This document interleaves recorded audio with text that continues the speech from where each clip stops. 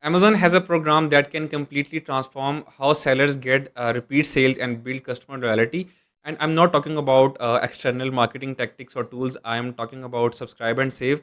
This program allows customers to receive products on a regular basis automatically at discounted prices. For sellers, it means consistent recurring sales and stronger lifetime value per customer. And if you are not using a subscribe and save strategically, you are leaving long term profit on the table. Today, I'm going to break down exactly what subscribe and save is, how it works, and what are the eligibility requirements, how to set it up, and the strategies you can use to maximize its impact on your brand. Subscribe and save works exactly like it sounds. Customers subscribe to a product that they use on regular basis, and Amazon delivers it on a set schedule, usually every 1 to 6 months. Customers receive a discount for subscribing starting at 5%, and that discount can increase up to 15% when they subscribe to 5 or more products shipped in the same delivery. From the customer's perspective, it's convenience, savings, and peace of mind. They never run out of essentials, and they never forget to reorder. And for sellers, this is much more than just another sale.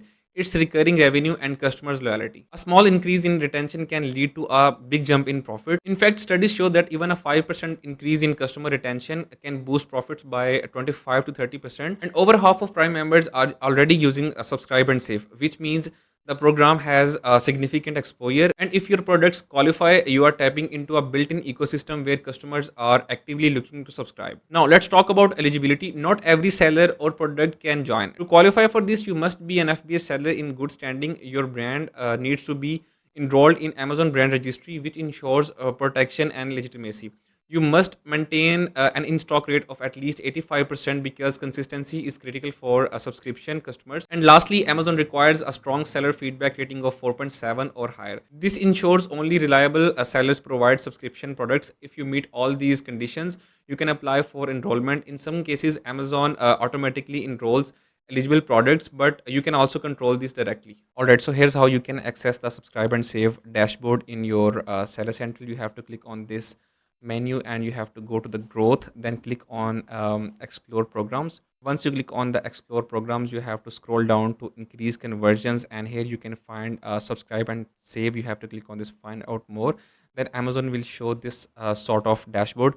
Right now we don't have any eligible products at this time for this account to be eligible for a subscribe and save program, because Amazon automatically suggest the products that are eligible, and you can just simply select from here and you can enroll those listings in subscribe and save program. So here's how you can check the eligibility for any of your FBA products. You have to click on this check eligibility for FBA products, then you have to put in the ASIN here, and you have to put the SQ as well. So once you put these details, you have to click on check eligibility, and Amazon will tell that why your listing is not eligible for this program. When you opt in this program, keep in mind that if you later decide to opt out, Amazon still requires you to fulfill existing subscription orders for up to 6 months. Failing to do so can negatively impact your performance metrics. That means you need to think carefully about inventory planning before committing. Once your products are enrolled, Amazon gives you tools to track performance. You'll have access to forecast and performance reports that show sales trends, subscription signups, and inventory requirements. This data helps you understand that what works, which SKUs perform best on a subscription, and how to adjust pricing or inventory to maximize results. All right, so this is a sort of dashboard that Amazon provides you for your subscribe and save listings. You can track that how many units Amazon has shipped for your subscribe and save listings, and how much revenue that you have generated from this program.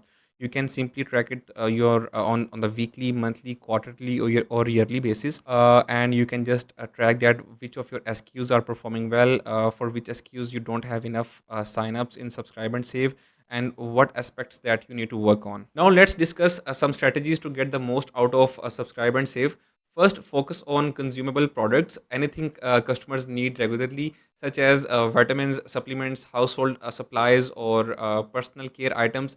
These categories naturally lend themselves to recurring orders. Second, optimize your pricing strategy. Remember, you are offering discounts, so your margins may be slightly lower, but the trade-off is higher lifetime value and recurring revenue. Build that discount into your pricing so it does not disturb profitability. And third, make your listing content crystal clear. Customers need confidence when committing to the repeat orders. High quality images, clear bullet points, and detailed product descriptions reduce hesitation and increase subscriptions. And the fourth thing is combine subscribe and save with other strategies. For example, run sponsored products campaigns targeting repeat use keywords, and highlight the subscribe and save feature and option in your A plus content or product images. Let me give you an example. A supplements brand added subscribe and save to their top three products. Initially, margins dropped slightly because of the 5% discount, but within 3 months, over 35% of their orders were coming from subscriptions. And that means more predictable sales, higher customer retention, and ultimately a stronger profitability. The discount became a small cost compared to the long term value of retained customers. There are also some mistakes to avoid. Don't enroll products with inconsistent stocks. Running out of stock break trust with subscription customers and damages your eligibility as well. Don't ignore your reports.